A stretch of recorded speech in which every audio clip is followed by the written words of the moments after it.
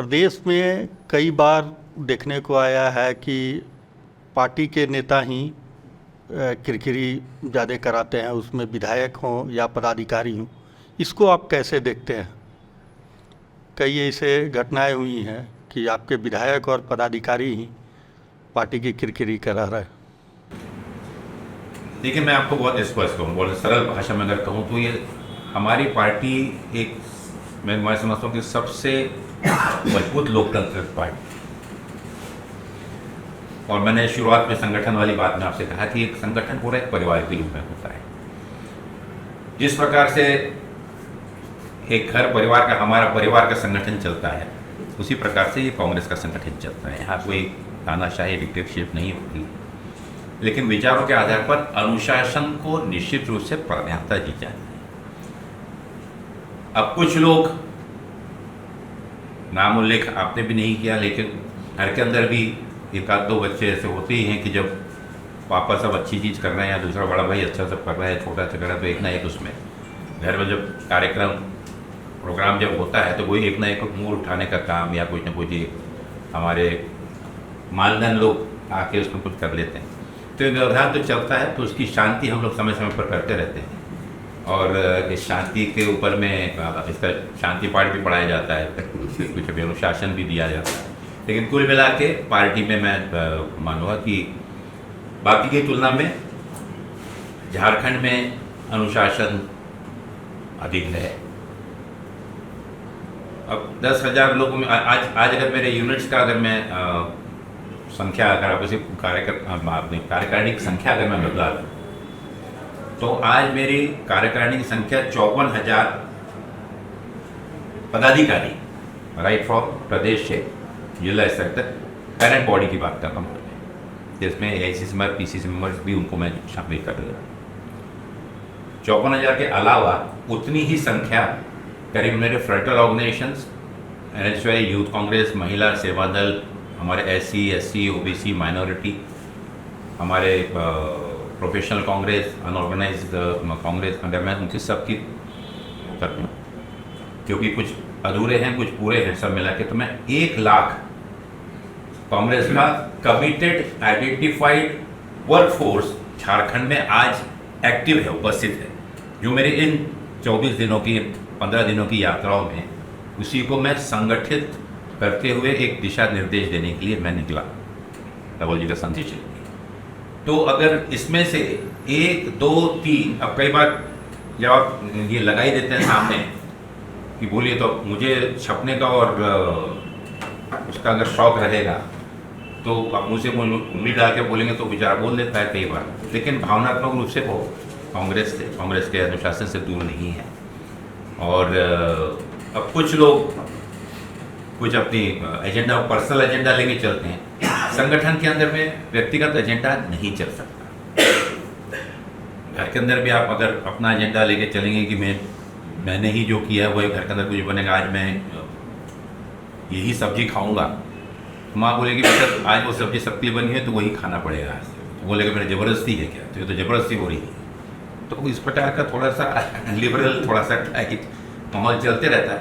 But कुल मिला के अगर देखें तो 2-4 लोग इस प्रकार के रहते हैं, लेकिन वो टटोल के देखें तो वो भी कांग्रेस के प्रति अपनी आस्था रखते हैं, नेतृत्व के प्रति अपनी श्रद्धा रखते हैं, और उन्हें भी पार्टी को खड़ा करने में, पार्टी की उपस्थिति में अपना योगदान दिया हुआ है। उसको भी हम लोग नहीं कर सकते। ऐसे हम लोग उंगली डाल के बुलवाते नहीं। सर, वर्तमान झारखंड सरकार में कांग्रेस का चुनावी वायदा कितना पूरा हुआ है? लता जी, मैं इस चीज़ को बड़ी संतुष्टि के साथ कहूँगा कि पिछले दिनों हम लोग ने इसके ऊपर भी समीक्षा की। विशेष रूप से हमारे 4 मंत्री जिनके पास में करीबन 7 विभाग हैं, और तुलना में हमारे जो मैनिफेस्टो हमारा जो उस समय में हमने घोषित किया था, कुछ विषयों पर तो हम मैनिफेस्टो से भी और आगे हमने बढ़कर काम किया है। लेकिन मैं आपसे कहूँगा कि 3.5 वर्ष में चाहे वो कृषि का क्षेत्र हो, किसानों से संबंधित समस्या हो, मनरेगा का या हमारे ग्रामीण विकास से संबंधित विषय हों, चाहे स्वास्थ्य से संबंधित विषय, और साथ में जो पिछले दिनों कोरोना की इतनी बड़ी आपदा और चुनौती हमारे सामने खड़ी, उस समय हमने कैसे काम किया। चाहे पीडीएस जो अन्न धान्य वितरण प्रणाली हो, उसके अंदर में हमने कैसा कार्य किया, चाहे छोटी छोटी किसानों यहाँ पे जल संबंधित समस्याओं से हमने नए कुएं के बारे में क्या हमने नियोजन क्या सोचा था, हमने क्या किया। तो अगर कुल मिलाकर हम देखें तो सभी विषयों पर एक, जिसके ऊपर मैं अभी आप पूछेंगे बात करेंगे, जैसे कि आदिवासियों का एक बहुत ही भावनात्मक विषय जो हमेशा असर ना हो, या स्थानीय नीति के बारे में। इससे पहले चर्चा हमेशा सभी राजनीतिक दल करते थे, इंक्लूडिंग कांग्रेस और डीएमके, लेकिन पहली बार है कि पूरी ईमानदारी और हिम्मत के साथ राजनीतिक उसका प्रतिफल क्या होगा, पक्ष विपक्ष होगा, ये भूलते हुए मुद्दे को कैबिनेट में चर्चा कर कर विधानसभा में पास कराकर ओबीसी का मसला हो। तो इन सभी में मैं कहूँगा कि देखिए, मैं ये तो नहीं कहूँगा कि संतोषजनक है या मैं उससे बहुत मुझे संतोष है, मैं तो प्रभारी हूँ, मुझे तो चाहिए कि भाई मैंने जो वादा किया है मेरे प्रति, उससे मैं ये नहीं कहूँगा कि मैं बहुत इसको और भी बहुत था और कर सकते थे। लेकिन अगर देखें तो हम दिशा हमारी सही है, नियत हमारी सही है, लक्ष्य हमारा जरूर हमने पाया है, लेकिन हमको और बेहतर करना है। वर्तमान सरकार में आपको नहीं लग रहा है कि झामुमो अपना एजेंडा पर काम कर रहा है? नहीं, लगना क्या है, वो तो खुला है।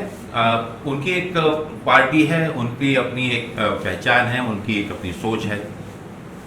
मेरी पार्टी की विचारधारा है, मेरा संगठन है, मैं तो ये तो वो कांग्रेस के कॉज पे अगर मजबूत होते हैं तो मुझे अपने आप को बचाना, अपने आप को मजबूत करना है। उनको और दोनों मिलकर जब लड़ रहे हैं तो एक दूसरे को एक मैत्री के भाव में देखना है। तो झारखंड मुक्ति मोर्चा अगर अच्छा काम करता है तो हमको कोई आपत्ति नहीं है, जब तक वो कांग्रेस के मजबूती को कमजोर करने की कोशिश ना करे।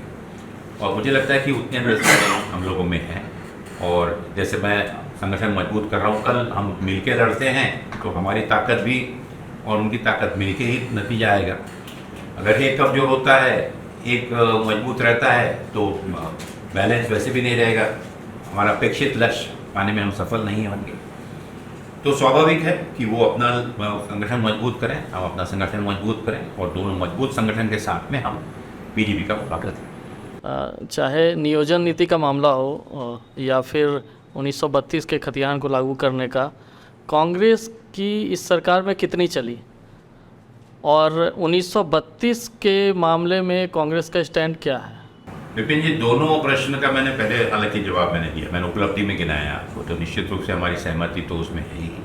और जहाँ तक बात आपने कही कि स्थानीय नीति, मैंने कहा कि इससे पहले देखिए झारखंड की निर्मित, अगर मैं थोड़ा सा पीछे जाके अगर मैं इसका ऐतिहासिक पहलू देखूँ तो सदियों से चला रहा संघर्ष जल जंगल ज़मीन का, और अगर पहले से आप देखें तो यहाँ पर विस्थापित लोगों के आंदोलन, तो थोड़ा बहुत जो अध्ययन या आप लोगों से जो मैं थोड़ा सा सीख पाया हूँ, समझ पाया हूँ, या थोड़ा मैंने पढ़ पाया, उसको अगर देखें तो यहाँ की स्थानीय नीति का मूल जुड़ाव जो है जल जंगल ज़मीन से, उसको फिर हम साथ में जोड़ देते हैं व्यवस्था में नौकरी के साथ में। और नौजवान जो आ रहे हैं तो उनको यहाँ पे व्यापार, उनके घर चलने का आधार, और साथ में शिक्षा जुड़ी हो, तो इस प्रकार से उनका भविष्य का निर्माण। तो अगर आप देखें स्थानिक नीति को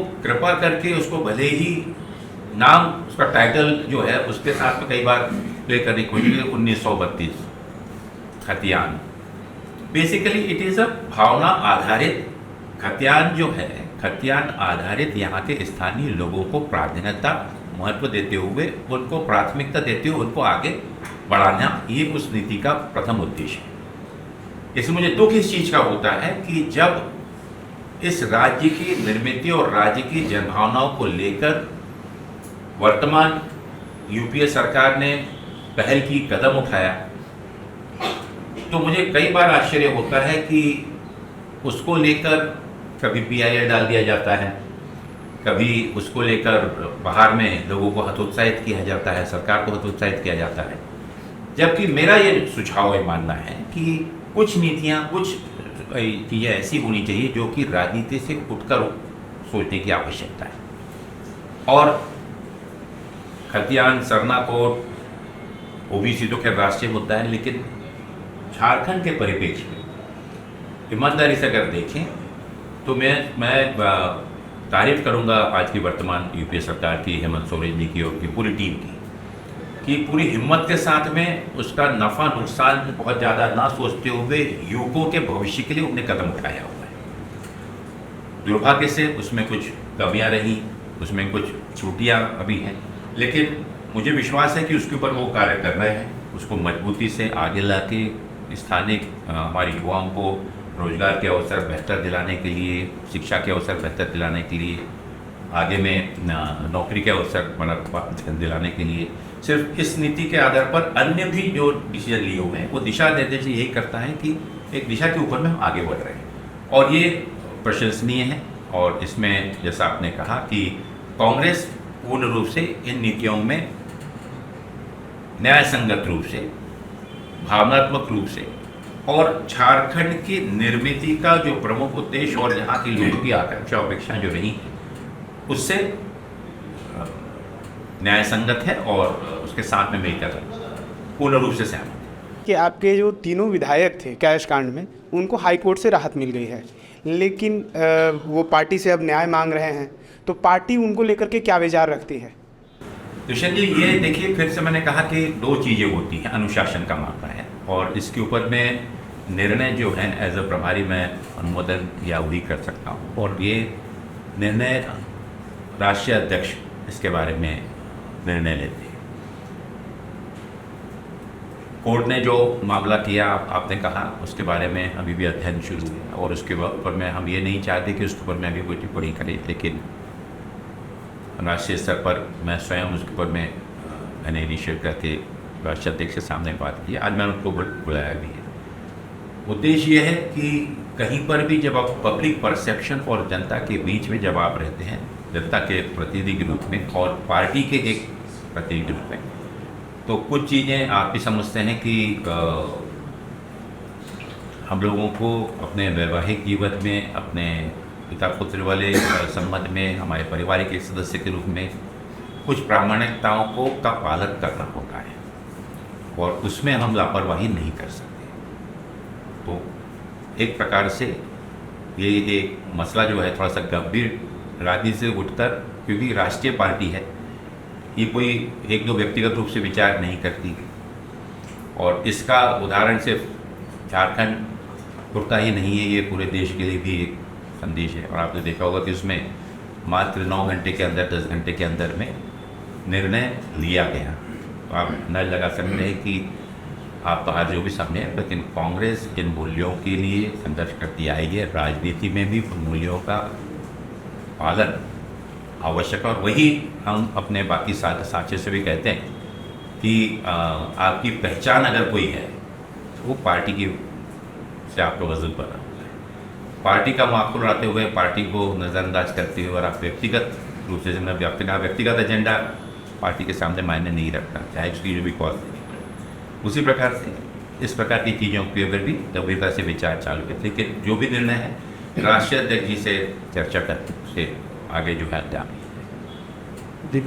लेकिन पार्टी कभी भी, एक चीज़ मैं बता दूं, राष्ट्रीय अध्यक्ष का और तत्कालीन हमारे कांग्रेस अध्यक्ष माननीय सोनिया गांधी जी का विचार और मैं बतला दूँ, अगर एक भी आदमी ईमानदारी से नहीं था तो एक ही रहे, बाकी 100 अगर आपने देखा होगा राष्ट्रीय इस प्रकार की हरकत जाना चाहते हैं तो कांग्रेस इसके लिए नहीं खड़ी है। कांग्रेस में बहुत सारे लोग हैं, आज नहीं है ठीक है, ये तो फिर 4 खड़े हो जाएंगे। लेकिन अगर हमने अपना मुद्दा ही छोड़ दिया और कांग्रेस भी अन्य पार्टियों की तरफ खरीद फरोख्त वाली पार्टी और उसकी जैसी पार्टी की पहचान अगर बना ली तो कल कांग्रेस कहीं पे नहीं रहेगी। तो कांग्रेस में आज भी वो विश्वास है कि आने वाले दिनों में अपने मुद्दों के आधार पर, अपने मूल्यों के आधार पर, अपनी विचारधारा के आधार पर कांग्रेस इस देश में सेवा करने की रुचि रखने वाले अच्छे प्रतिनिधियों को मौका देगी।